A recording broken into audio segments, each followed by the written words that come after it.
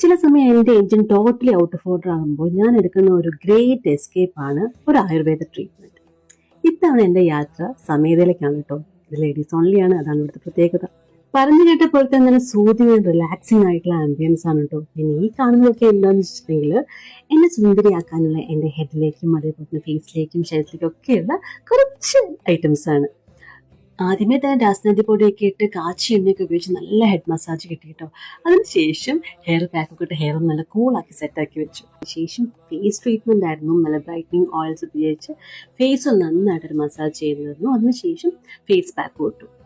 അങ്ങനെ മൊത്തത്തിൽ നല്ലൊരു ട്രീറ്റ്മെന്റ് തന്നെ പറയാം. പിന്നീട് ബോഡി മസാജ് ആയിരുന്നു. ഫുൾ ബോഡി മസാജ് നല്ല റിലാക്സിങ് ആയിട്ട് ചെയ്തു തന്നു കേട്ടോ. അതിനുശേഷം ഫുൾ ബോഡി പാക്ക് ഒക്കെ ഇട്ടു.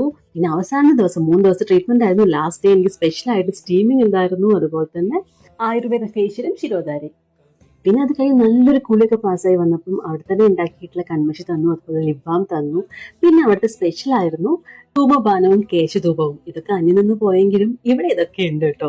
എന്തായാലും 3 ദിവസം ശരിക്കും റിലാക്സിങ് ആയിരുന്നു.